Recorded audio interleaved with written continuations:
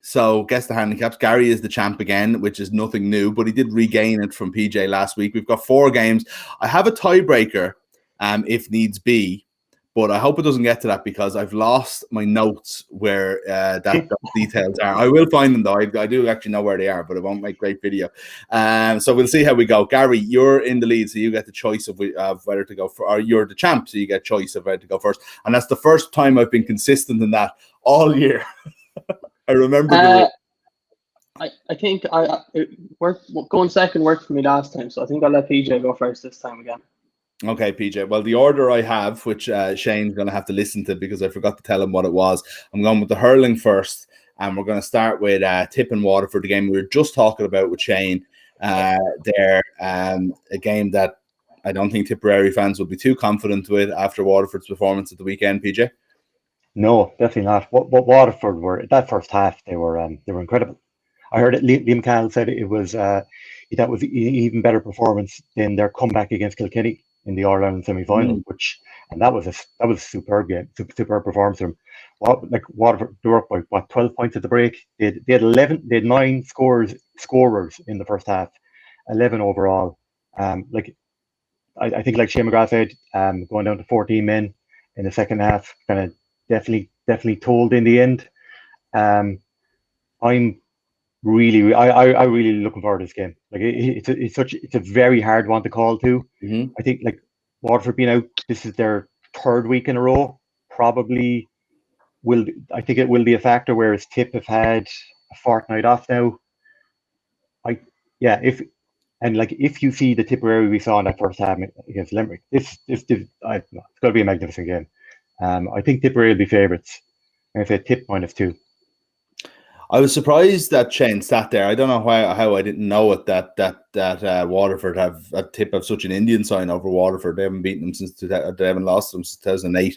I don't know, an umpire's bad eye for Austin Gleeson's catch on the line that time might have had something to do with that. But in fairness, it's been a very, very good record. They played a lot of times in that time. Gary, what do you think? PJ -2, Tip -2.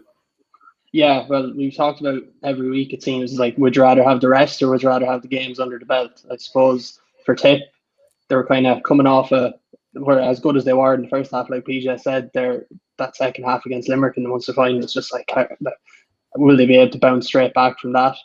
I think I'd still fancy them to beat Waterford, as good as Waterford were again the last day. -2 sounds about right, but I'll go -3 because I think it's just more likely than -1. You're fighting a losing battle there from day one. It is, in fact, Tip -2. Decided not to cut you off on the first one, considering we've got more of these, but I retain the option of doing that later on. But Gary, you're going first now for Cork and Dublin. I don't know. I know they've played a few times in the qualifier since, but I always just think the 2013 All-Ireland final for that was the only time I've ever been at Croke Park for a Dublin match that felt like a Dublin football match. You know, Hill 16 was completely full. There was 65,000 people there, and it was an absolute brilliant match. And Cork just death by 1,000 cuts once Ryan O'Dwyer got sent off. They just point after point after point, but Dublin should have won the game. It would have been a historic All-Ireland final appearance for them, but what was the year Shane said that they haven't beaten them since 1927? 2008, I think he said. 2007 or 8. Oh, no, but that Dublin haven't beaten Cork in the championship. Oh, sorry. I messed up altogether there. 20s. It was 20s anyway. I think it was 27, yeah. So, Gary, what do you reckon here? What's the handicap? Oh, Jesus, that's some record, in fairness. I can't believe that. But they would have hardly ever played, I suppose. Like, I mean, they wouldn't have the opportunity to until a few years ago. That's true, yeah. Dublin, you kind of felt sorry for them in the Leinster final just because, they were coming in off a big win over Galway.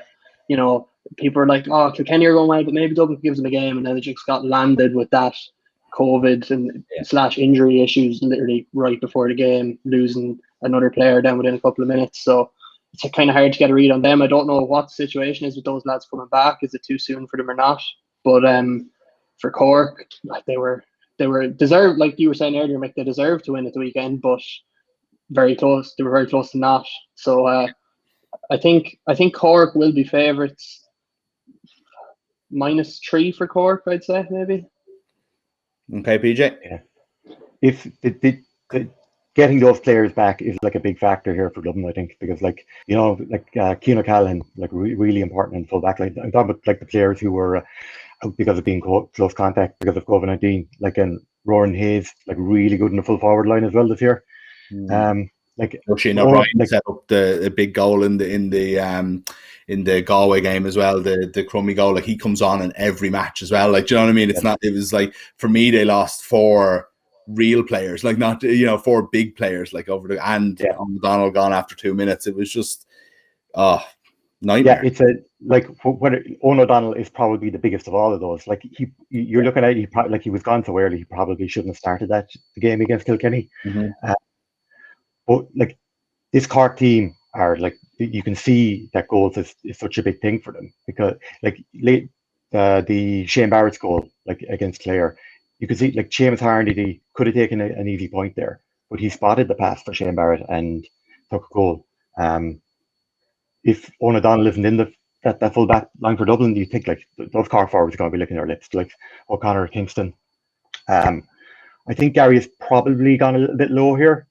So I'm going to say Cork -4. And finally, I get to talk about a pretty big talking point this week that I wasn't able to bring up with the lads. It is Cork -6. And I have to say, there's a part of me that's absolutely outraged about this. And I wanted to talk to Shane about it, but I couldn't ruin the segment. Cork -6, lads. Where the form line for this? Yeah, there is a lot of, in things like this, there is history taken into account, because when butties are forming these lines, they take into account that people are just going to presume that Cork are going to win this game, and they're going to back Cork. So that probably is factored into this. Yeah, I think you're right there. Weirdly enough, it would also worry me that even a close game, Cork could end up winning by more than 6 because of their penchant for scoring goals this year, So, but at the same time, I just think as a number, it's I would be so insulted as a Dublin player looking at that. I'm sure they're not too worried about it. I don't know if we're putting it up, but again, every week we have one dressing room wall number. And I think that this is it this week. Not to give anything away for the other ones, but let's move on to the football anyway, lads, because the Ulster and Leinster finals on this weekend. I don't know. Let's start with the Ulster final. Easily the best province by a mile every year in terms of competitiveness, but this year in terms of football as well. PJ, you're up first here. Tyrone and Monaghan. I don't know. There's just so much at play here with this one. Yeah, it's a novel enough final. 2010 is the last time these two teams met in the Ulster decider. Monaghan have won since 2015, Tyrone since 2017. When you look at the list of Ulster finals over the last 11 years, there are only 2 times that Donegal haven't been in the game. It is an incredible record, really. They're always against either Tyrone or Monaghan, so it doesn't feel like it's a novel pairing. Yeah. No. Interesting. This game is at Croke Park as well, of course. That's something to think about. When Sean Kavanagh pulled down Conor McMahon all those years ago. Yeah. God, I had not thought about that. I have a feeling Tyrone are going to be favourites here. I think Tyrone will be favourites like that. They definitely have that Croke Park experience. There are a lot of young. Monaghan bought through, there was a lot of younger players early on in the year. It's kind of it's a pretty good mix of youth and experience now. But I think Tyrone probably have that Croke Park factor will probably tell a little bit, or will be a factor at least. I think Tyrone will be favourites. So I said Tyrone -2. It's been an emotional couple of weeks for Monaghan, and I think their performance against Armagh was just electric at times, but they did let them back into the game. You'd wonder if Tyrone got that chance, would they put them away? What do you think, Gary? I think I'm regretting my decision to go second, because Pete is picking what I would have picked every time and getting them right. Because I definitely would have said -2. I think Tyrone will be favourites. -3 seems like a lot for an Ulster final. So would I go -1? I know. Tyrone -3. Why not? I'll go for that. Oh, we went the wrong way. We have a new champion. No. -1. Monaghan getting more credit than from the bookies than from both of you. Look, can't wait for that game. It's going to be great. The all red against the all blue, two strange strips as always. Dublin Kildare is another familiar clash of jerseys and used to be a brilliant game to look forward to. Less so in the last maybe 10 years. But I don't know. There's a feeling here. Could Kildare beat Dublin? Asked Lee Fleming on YouTube earlier on.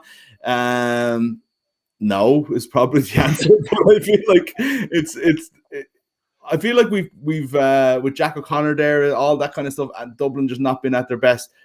We're probably going to watch for 20 minutes with a bit more intrigue than we have in recent years, Gary.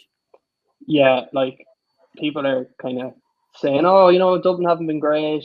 Kildare, could they? It's like, no, Kildare shouldn't be in this final. I'm not coming across as bitter here, but Westmeath should have beat them last day. You know, they missed so many chances. They kicked about 40 wides in the game, gave away 2 scrappy goals right at the start.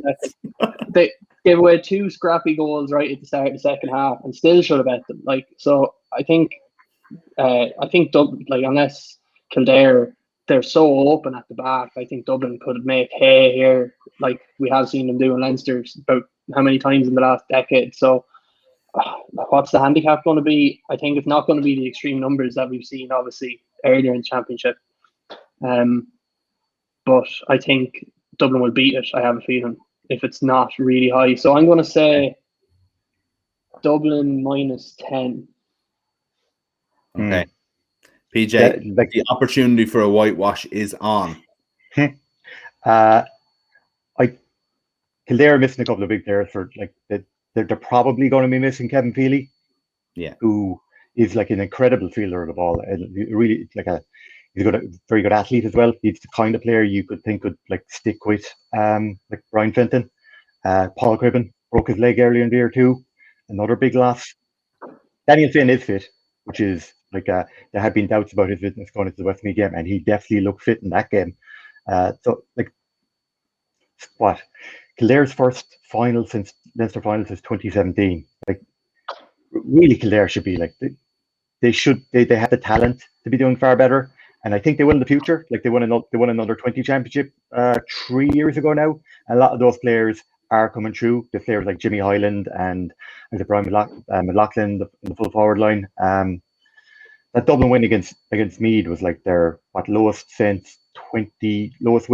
Like the win against Wexford was their smallest margin of victory in Leinster since 2013, and then Meath, it was like that was 8 points, and Meath only lost by 6 points. I do think a factor here is Dublin didn't have their proper full back. You would think as their proper starting full back line back yet, so that'd be like Murchan, John Small, and Robbie McDade. You know, Robbie McDade, who came out of nowhere at the age of 26 or 27 last year to be like the super player. I think Gary's probably gone like a little bit too high here. I got to say Dublin -9. I said you had a chance to steal, but Gary had a very good guess, and you've stolen it. It is Dublin -9. What a way to complete a 4-0 victory. No need for a timebreaker with the last notes. PJ dominant here. Gary, you have a lot of work to do next week. I mean, I know you've won more than PJ, but like, so it's like Galway going off now for the winter to try and come back from this. You've only got 1 week to try and come back from a 4-0 whitewash and Guess The Handicaps. That was an absolute disgrace all around. I think really, I bottled it. No excuses. Well, fair play to PJ, who should get some credit again. Like Waterford, deserving credit, not just at all being about Gary/Galway's collapse. PJ is our champion. We'll be back with more Guess The Handicaps next week. We'll have more from Darren and from Shane as well. We're a bit later with you next week. It'll be probably more of a preview show than anything else with the bank holiday and a few other things going on. We'll be back with GAA Embedded then. If you've enjoyed the show, please do subscribe on YouTube or on the podcast or wherever you're watching. And please get involved in the comments as well with ratings and so on and so forth. We'll talk to you next week.